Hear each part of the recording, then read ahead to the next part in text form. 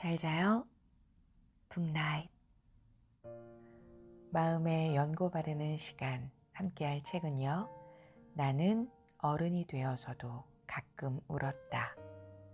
홀로 외로운 그 밤 당신의 곁을 지켜줄 투에고의 공감 에세이. 첫 번째 이야기. 나를 잃어서는 안 돼. 한때 혼자 있는 것을 극도로 싫어했다. 다시 홀로 남겨질지도 모른다는 두려움이 남아 있었던 것인지, 아니면 수시로 떠오르는 나의 우울함을 의지할 곳이 필요했던 것인지, 짐작컨대 크고 작은 상처들이 만들어낸 일종의 후유증이었을 테다. 초대한 많은 이들과 어울리고자 한없이 나를 낮췄고 타인이 쉽게 들어올 수 있도록 관계의 문을 활짝 열어두었다. 온종일 사람을 사귀고 친밀해지기 위해 애를 썼으며 많은 시간을 할애했다. 숨 쉴 틈도 없이 만남을 이어가기 일쑤였고, 잠들기 전까지도 손에서 핸드폰을 쉬 놓을 수 없었다. 모든 만남 하나하나에 큰 의미를 부여하며 애썼다. 하지만 점점 지쳐갔다. 나의 마음이 어떤지 고려하지 않고 무작정 상대에게 맞추려고만 한 탓이었다. 어떻게 보면 자신은 감추고 타인의 웃는 표정에만 연연하는 것은 슬프기 그지없다. 그것은 스스로 광대를 자처하는 것이나 마찬가지니까. 상대는 그런 나를 쉬운 사람으로 여겨 딱 그만큼만 대해주었다. 비로소 방법이 잘못되었음을 알아차렸다.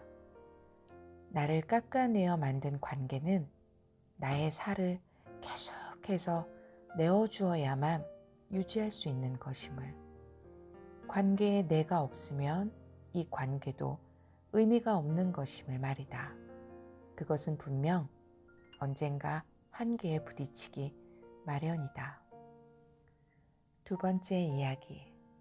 오늘이라는 선물이 있어서. 빚지지 않는 삶이란 없다.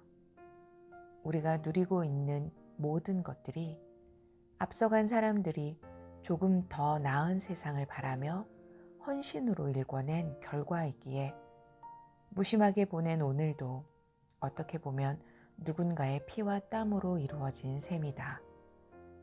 나는 그들의 헌신을 떠올리고자 역사적 배경을 바탕으로 한 영화를 종종 본다. 특히 감명 깊게 봤던 작품은 로베르토 베니니가 감독 주연을 한 인생은 아름다워다. 주인공 귀도는 유대인이라는 이유로 아들 조슈아와 함께 수용소에 끌려간다. 그곳은 매일 쥐도 새도 모르게 수많은 사람이 죽어나가는 곳이었다. 너무도 잔인무도한 만행이 기껏해야 100년도 지나지 않은 역사라는 것에 놀라웠고 섬뜩했다. 하지만 귀도는 그런 상황에서도 어린 아들을 위해 시종일관 웃음을 잃지 않는다. 도리어 수용소 생활을 일종의 놀이라고 말하며 아들을 안심시켜 주었다. 긴 시간의 터널을 지나 제2차 세계대전은 막바지에 이르렀다.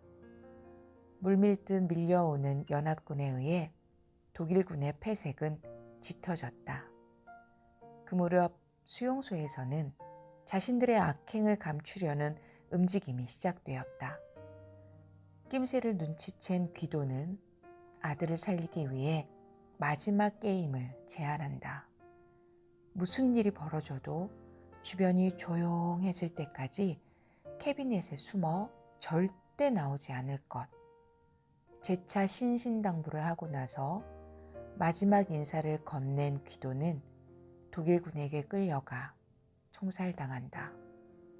다음 날 연합군의 탱크가 그곳에 나타났고 조슈아는 드디어 전쟁놀이에서 승리했다며 기뻐서 펄쩍펄쩍 날뛰었다. 아, 어찌나 슬프던지 눈물이 찔끔 나왔다. 어쩌면 그 아이가 지금의 우리일 수도 있다는 생각이 들었다. 지금은 상상하기 힘든 환경 속에서 이름조차 모르는 이들이 수없이 죽어나갔다. 그럼에도 더 나은 세상을 만들기 위한 노력을 포기하지 않았다. 내가 보낸 오늘이라는 하루는 그들의 숭고한 희생으로 만들어진 소산이다. 세 번째 이야기, 시간이 부족하다는 말.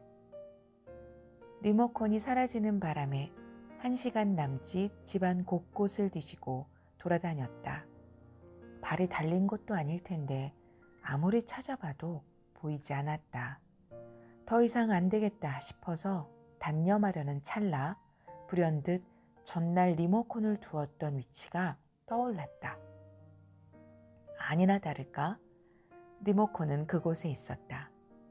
스스로가 너무 한심하여 머리라도 한 대 쥐어받고 싶은 심정이었다. 한두 번이 아니었다. 짝이 맞지 않는 양말, 방금 전만 해도 분명 옆에 있었던 핸드폰, 외출만 하려 하면 어디 두었는지 보이지 않는 자동차 열쇠. 말하자면 일일이 헤아릴 수 없을 정도다. 그러다가 조금은 바뀌어야겠다고 생각하게 됐다. 그건 한 호프집 입구에 붙어있던 로마 철학자 세네카의 주옥 같은 명언을 봤을 때부터였다. 다들 시간이 부족하다고 불평을 늘어놓지만 마치 영원히 살 것처럼 행동한다. 수천 년 전의 사람에게 온전히 내 삶을 들킨 것만 같아 부끄러웠다. 순간순간을 살아가며 진정으로 보람을 느끼는 순간은 얼마나 될까? 얼른 이 시간이 지나길 바라며 세월에 몸을 맡긴 채 살아왔던 것은 아닐까? 더구나 그때는 억지로 따라간 술자리에서 한참 지루함과 싸우던 중이었다. 그제야 무의미하게 시간을 낭비해서는 안 된다는 생각이 들었다. 영원하지 않을 나의 시간을 아끼기 위해 삶의 군더더기를 덜어내고 빈 공간을 정말 필요한 것들로 가득 채우고 싶었다. 먼저 작은 것부터 고쳐나갔다. 똑같은 양말을 20켤레 사버리니 짝을 찾을 필요가 없어졌고 귀가하자마자 자동차 열쇠는 무조건 같은 장소에만 두었다. 불필요한 모임에 가는 횟수도 줄였다. 그러니 거짓말처럼 하고 싶은 일을 할 시간이 생겨났다. 그런 다음에야 이런 생각이 드는 것이다. 시간에 끌려 다녀서도 쉬이 흘려보내서도 안 된다. 내 시간의 주인은 그 누구도 아닌 바로 나니까. 마지막 이야기. 숙명을 거스를 수 있는 힘. 공원 벤치에 앉아 개미떼를 우두커니 지켜보았다. 일개미들이 일사불란하게 먹이를 날랐다. 공연스레 저들이 무슨 생각을 할지 궁금했다. 태어나자마자 맡은 역할은 각자 정해져 있고 그저 임무를 다하다 사라질 뿐이다. 생의 의미가 좀처럼 떠오르지 않았다. 가만 보면 우리의 일상도 별반 다르지 않다.